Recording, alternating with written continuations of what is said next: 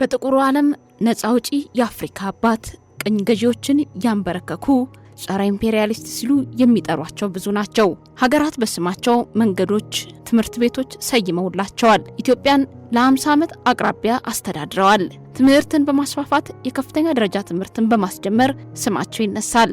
በርካቶች በድህነትና በጭቆና የሚማቀቅበት ስርዓት በመምራት ስማቸውን በተቃራኒው ያነሱታል። በተለይም በትግራይና አማራ ላይ በነበረው የ66ቱ ድርቅ ስማቸው በተቃራኒው ይነሳል። የዕለቱ የመሪዎች ዓለም ባለታሪካችን በኢትዮጵያ የዘውዳዊ ስርዓት የመጨረሻው ንጉስ የአፍሪካ ህብረት መስራች ቀዳማዊ ኃይለ ሥላሴ ንጉሠ ነገሥት ዘኢትዮጵያ። ከዝግጅቱ ጋር ኢየሩሳሌም ብርሃኑ ነኝ። ከጥቅምት 23 1923 እስከ መስከረም 2 1966 ዓ.ም ድረስ የኢትዮጵያ ንጉሠ ነገሥት ሆነው መርተዋል። ሐምሌ 16 ቀን 1884 ዓ.ም ከአባታቸው ከልዑል ራስ መኮንንና ከእናታቸው ከወይዘሮ የሺመቤት ጎሮ በተባለ አካባቢ ሐረርጌ ውስጥ ተወለዱ። ለወላጆቻቸው ብቸኛ ልጅ በመሆናቸው አስተዳደጋቸው ብዙ ጥንቃቄና እንክብካቤ ብሎም ስርዓት ጭምር የታከለበት ነበር።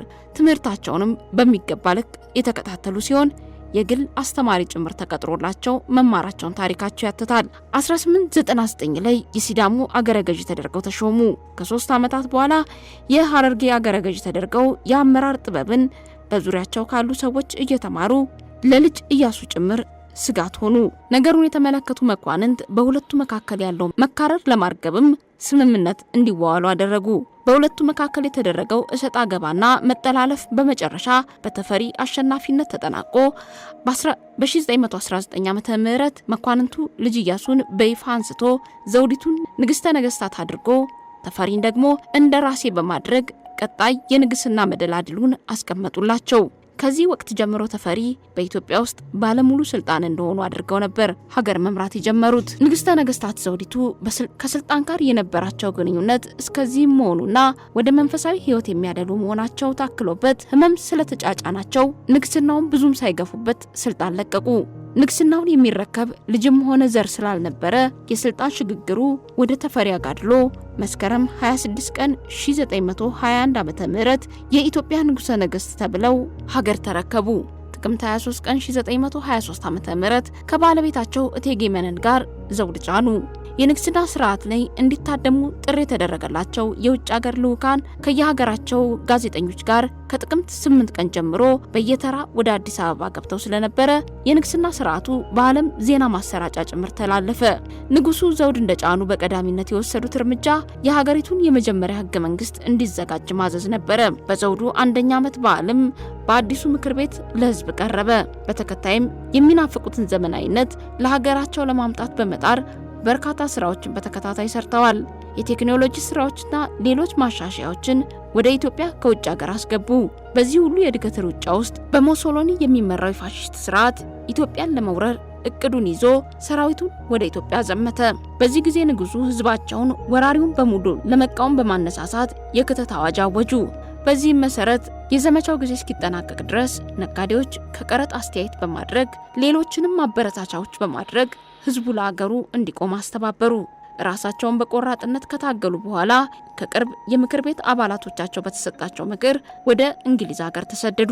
እዛም ሆነው አርበኞችን በማስተባበር ስራቸውን የቀጠሉ ሲሆን በሌላ በኩል ደግሞ ጄኔቭ ላይ ወደ ዓለም መንግስታት ማህበር ሄደው ጠንካራ የዲፕሎማሲ ስራ ሰርተዋል። በወቅቱ ግን የዓለም መንግስታት እስከ ማላገጥ የደረሱባቸው ቢሆንም ኋላ ላይ የጣሊያን ጦር ለዓለም ስጋት እስከመሆን ደርሶ የሁለተኛው ዓለም ጦርነት ለመቀስቀስም ምክንያት ሆኗል። ከዛ በኋላ ባለው ጊዜ መላው ዓለም በሁለተኛው ዓለም ጦርነት ውስጥ ተዘፈቀ።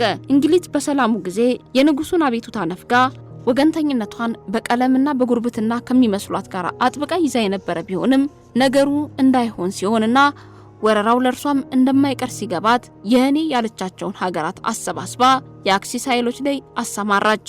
ከነዚህ ውስጥ አንዷ ደግሞ ኢትዮጵያ ስትሆን አርበኞች ቦርቡሮ ቀፎን ያስቀሩት የፋሺስትን ሰራዊት በመጨረሻ ከሀገር እንዲወጣ እንግሊዝ ድጋፏን አድርጋለች። ንጉሱም ወደ ሀገራቸው ሚያዝያ 27 ቀን 1933 ዓ.ም ገቡ።